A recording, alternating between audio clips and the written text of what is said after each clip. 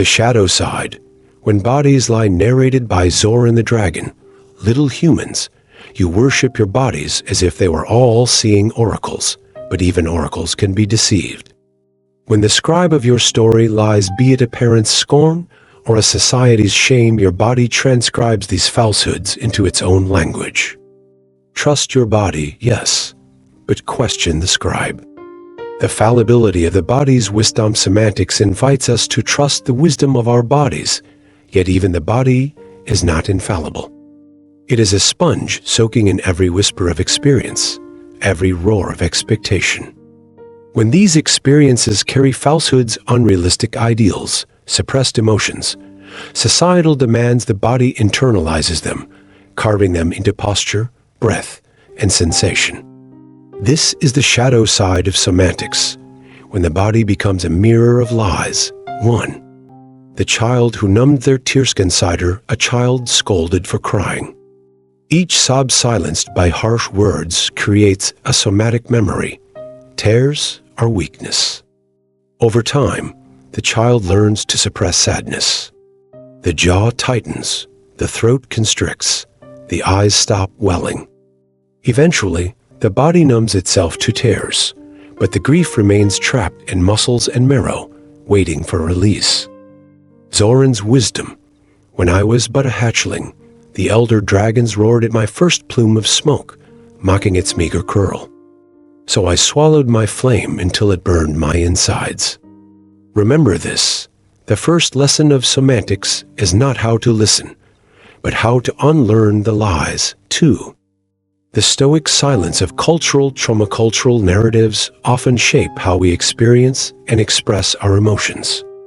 Stoicism, for example, may teach individuals to bear hardship with silent resilience. While this can be admirable, it can also mute somatic signals. Grief turned into stiffened shoulders, anger buried beneath a clenched jaw. Real-world impact, generational trauma, families who endured war, colonization, or displacement may pass down emotional suppression as a survival. Gender norms, boys taught to man up, may ignore or repress somatic signals of vulnerability. Zoran's anecdote. Once, I met a sailor whose chest was broad as the ocean, but whose breath was shallow as a drying river. Why do you gasp so? I asked. He answered, a sailor does not cry, for salt belongs to the sea. But when he finally wept, his breath flowed again, and his sails caught the wind anew. How the body lies when narratives go astronarrated by Zoran the Dragon. Little humans, you see the body as an innocent scribe, faithfully penning the truth of your life in flesh and bone. But even the most honest scribe can be led astray when the stories it transcribes are not your own. When the body lies, it does not mean to deceive. It struggles under the weight of tales it has been forced to carry. The origins of false narratives fail as narratives seep into the body like ink on parchment, shaping how you breathe, move, and feel. These narratives are not born from your truth, but are imposed by family, culture, or society, and over time, they twist the body's messages, distorting the harmony between sensation, meaning, and action. How false narratives are imprinted. 1. Conditioning. Repeated messages from caregivers or authority figures are absorbed by the nervous system. For example, a child scolded for crying learns to suppress tears, associating vulnerability with danger. 2. Cultural expectations.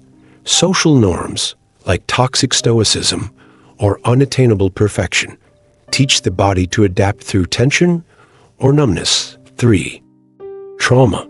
Emotional or physical trauma freezes certain experiences in the body, creating rigid patterns or chronic pain. The mechanics of somatic distortion. When the body internalizes these false narratives, it doesn't stop communicating, it alters its signals, reflecting the lies it has absorbed. Pain, tension, numbness, or physical imbalance can all be distortions, whispering messages that do not align with your authentic self. Pain as protest. Pain often acts as the body's rebellion against the weight, of untruths. That aching back or tightened jaw may not simply be a result of poor posture, but could signal years of suppressing emotions or carrying burdens that aren't yours. Numbness is silence. When emotions are repeatedly dismissed or ignored, the body may numb itself to avoid feeling altogether. This silence, though protective, can prevent you from fully experiencing joy or connection. Tension is armor. Chronic tension can be the body's attempt to shield itself, often appearing as stiff shoulders, clenched fists, or shallow breathing. These patterns are not mere discomforts, they are the body's armor, forged in response to perceived threats. Zoran's reflection: your body is like a dragon guarding a hoard, little human. But sometimes the hoard is not treasure, it is false gold you've been told to protect. The pain in your scales is the dragon's cry. This is not mine to carry. Examples of internalized leisure are common false narratives and how they manifest in the body. 1. False narrative. Joy is selfish. The lie.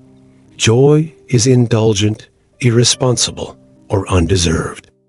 Somatic result. Suppressed laughter. You hold back to avoid disturbing others. A tight chest when feeling happy, as if joy must be contained. Long-term impact. Chronic suppression of joy can lead to disconnection, as the body learns to equate happiness with guilt. Zoran's wisdom. Dragons roar when they're happy.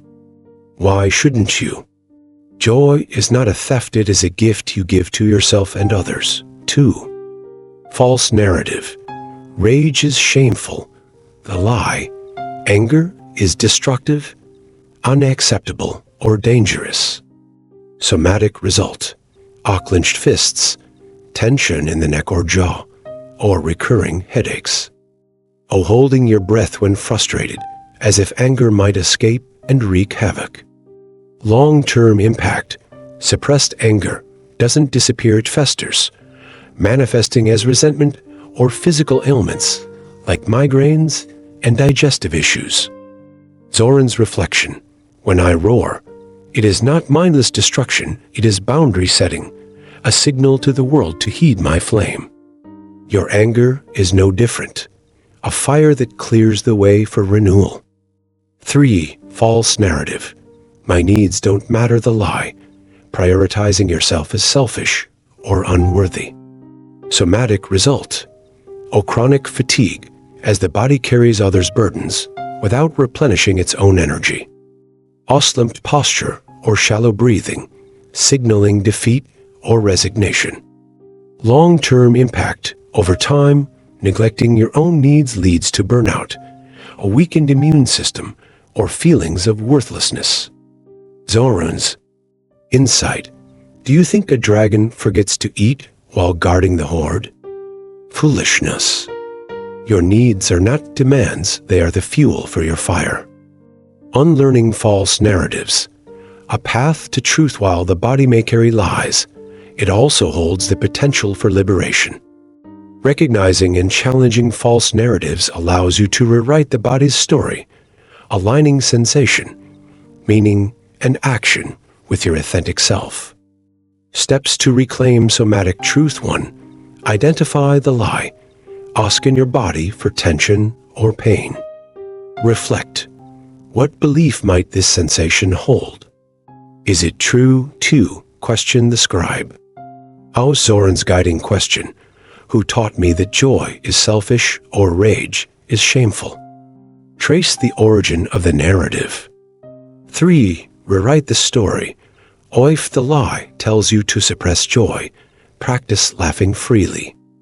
If it says your needs don't matter, take a day to focus solely on self-care. 4. Embody the truth.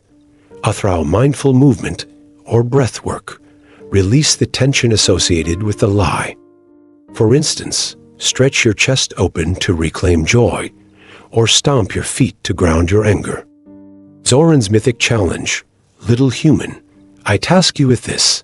Find one place in your body that aches, tightens, or numbs. Ask it, what lie do you hold? Then roar the truth into the world through laughter, through movement, through fire. Zoran's reflection. The flame that warms can also scorch. If your body burns with the lies of others, it is not fire's fault. It is yours for letting those false sparks catch. Question the flame before it consumes you.